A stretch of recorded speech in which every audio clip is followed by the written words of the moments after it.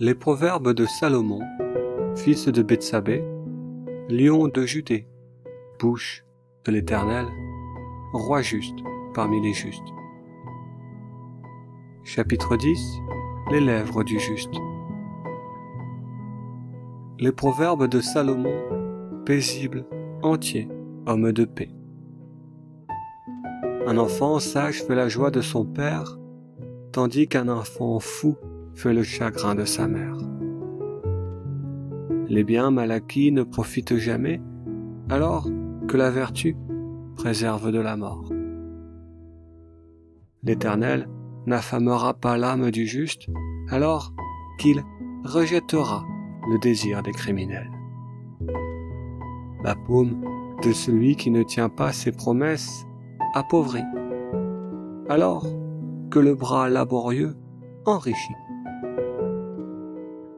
Celui qui emmagasine les fruits durant l'été est un fils digne de louange.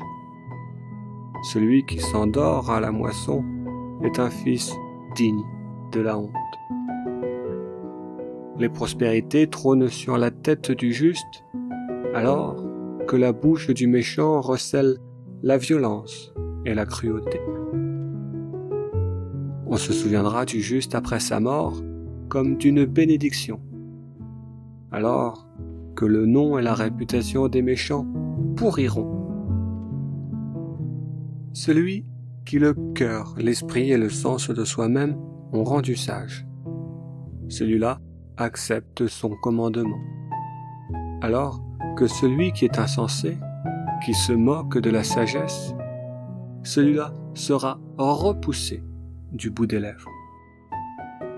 Celui qui marche avec simplicité et innocence vers l'intégrité et la plénitude, celui-là marche avec sécurité.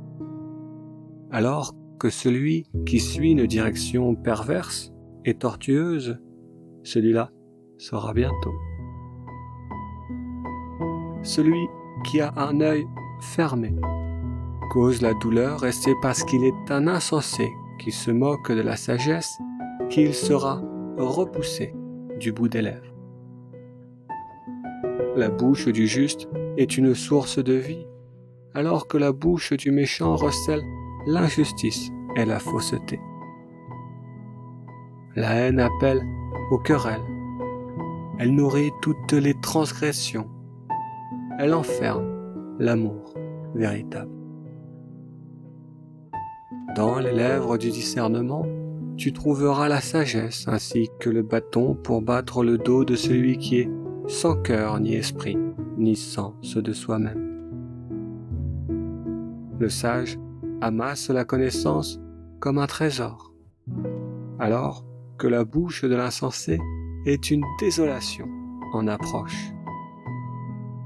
La richesse du riche est sa forteresse, la pauvreté du pauvre est sa ruine. La récompense du juste, c'est la vie. Le revenu du méchant, c'est la punition du péché. Le chemin de la vie te protégera de la punition, alors que celui qui le quitte subira égarement et châtiment. La haine se cache derrière les lèvres mensongères. Celui qui colporte ses calomnies et diffamations est un idiot pour lui-même. Les paroles abondantes ne font pas cesser les transgressions, alors que celui qui restreint son langage est digne de louange. La langue du juste est de l'argent de premier choix.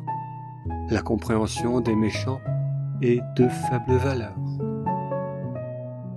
Les lèvres du juste en conduiront beaucoup vers les pâturages, alors que les fous, qui manquent de cœur, d'esprit et du sens de soi-même, mourront. La bénédiction de l'Éternel est une richesse pour soi-même, qu'aucune tristesse n'accompagne.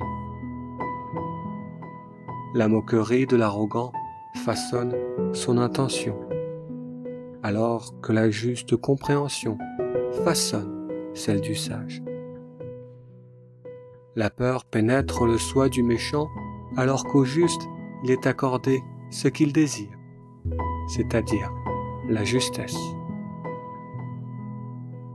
Après la tempête, le méchant n'est plus, alors que le juste est une fondation pour toujours. Comme le vinaigre pour les dents ou la fumée pour les yeux, tel est le paresseux pour celui qui le missionne. Reconnaître l'Éternel avec crainte et admiration allonge la vie, alors que les années des méchants seront raccourcies. Le souhait du juste est de vivre heureux, l'envie des méchants est de détruire. Le chemin de l'Éternel est un refuge de simplicité et d'innocence, alors que la destruction est l'œuvre de la méchanceté. Le juste, pour toujours, ne sera pas ébranlé, alors que les méchants n'arriveront pas à s'installer sur la terre d'Adam. La bouche du juste porte le fruit qui rend sage. La langue du pervers sera tranchée. Les lèvres du juste connaissent ce qui est favorable. La bouche des méchants connaît la perversité.